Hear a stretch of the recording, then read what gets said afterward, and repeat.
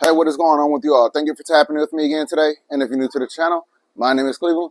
So welcome to the Fish Corner, everybody. If you are new to the channel, please do a few things before this video gets started. I would love for you to hit the subscribe button, join the family, hit the notification bell so you know every time I upload a video. Hit that like button for me one time. It lets me know that you enjoy the content and it really helps with the algorithm. Now, let's get into the video. So I got a couple things that I want to talk to y'all about. I might separate the videos. One of the things I want to talk to y'all about is this 225-gallon Predator tank. And I mentioned to some of the OGs, some of the people that's actually been watching the content, that I was supposed to clean this aquarium. Now, I'm behind schedule with getting this thing clean, but I just wanted to show you the filtration on this thing. If you ever have a fish room and you want to do like a DIY sump, you know, they have the sumps below the tank, but you also could do an above the tank sump. And I just want to show you my above the tank sump for this 225-gallon Fowler aquarium. Now, Fowler means fish only with live rock. We have a sump down below.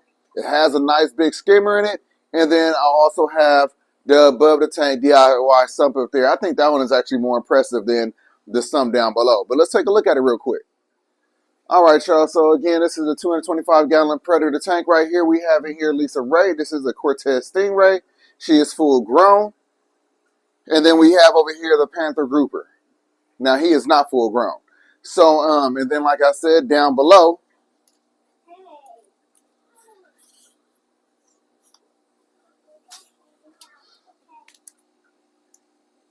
hey, Carter. So down below, we have the sump with the skimmer. We got a couple of skimmer socks or filter socks right there on the left. So the water goes in. And basically, most of the particulates will accumulate and get caught inside of the filter socks. Then it goes through that panel right there to the section where the skimmer is. It's time to clean that skimmer cup. And then it goes through that sponge right there into this compartment. And then it goes back into the aquarium. But now let's take a look at this DIY sump right here. Now, again, you can do any kind of filtration you want on your aquariums. I prefer the sumps, whether it be a trash can sump. This one is just a storage bin sump. But I really like this because it allows me to set it up any way that I want. So as you can see, we have the section where the water comes in. This is where the mechanical filtration takes place. All of those different sponges and all that collects the large organics. As you can see, I got a bunch of pot scrubbers in here. Now that right there, y'all. We got some Dollar Tree goodness right there, y'all. And then I have right here a ton of live rock. Now, let's just say I wanted to set up another aquarium, another saltwater aquarium. I could either take out the live rock, throw it in the next aquarium. I could grab some of these pot scrubbers, throw it in the next aquarium. So it really allows for so much. And that's why I really like the sumps, y'all. That's why I really like being able to make them myself and set it up any way that I choose to. As you just seen on the below the tank sump, you really don't have that much options. Let me go back down to that sump.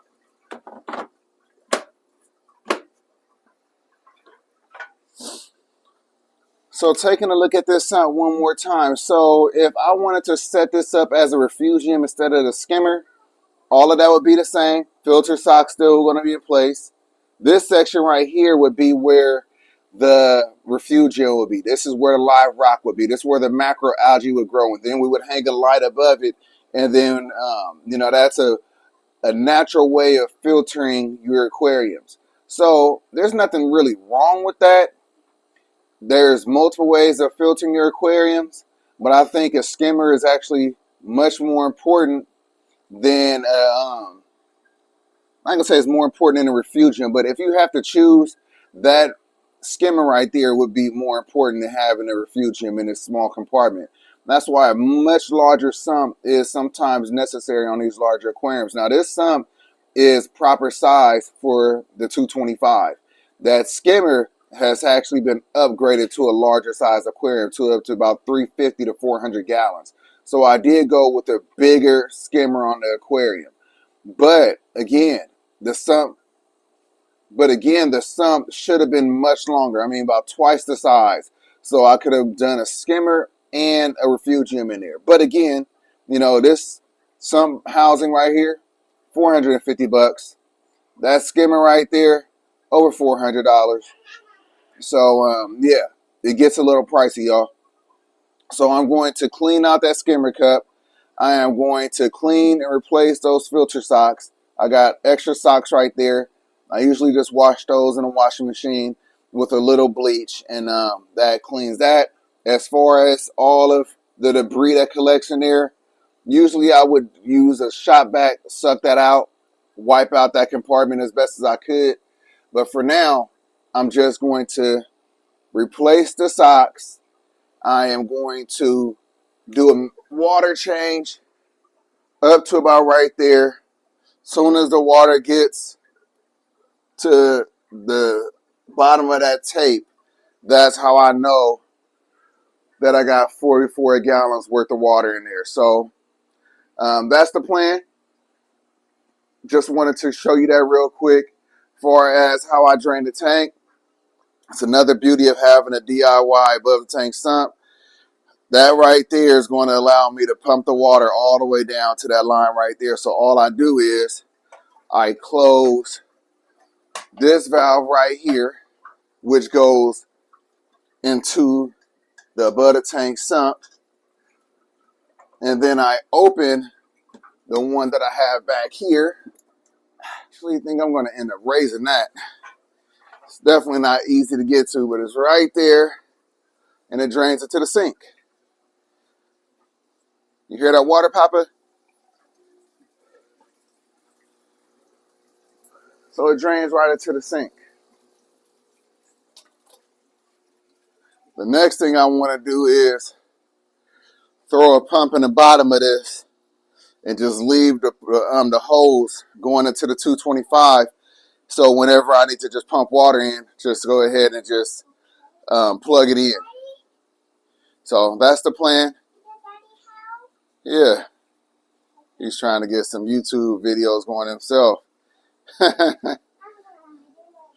Yeah. So that's just what I wanted to show you all. The next video, I want to talk to you all about stands and how to accomplish. We're going to talk about that. And yeah, so we got water ready to go. That right there is already pre-made. So I keep that ready. So when it's time to do a water change, it's easy to get it done. All right, y'all. So that's all I have for you. Just wanted to do a quick little update on the 225, show you the filtration on it, and show you the differences between having an expensive below the tank sump and potentially an above the tank DIY sump. But I hope that you enjoyed the video. I hope that you learned something. I hope that you're inspired by something. If you're new to the channel, please do a few things before you go. I want you to hit the subscribe button. I want you to hit the notification bell. And everybody, if you like the video, like the damn video. Peace.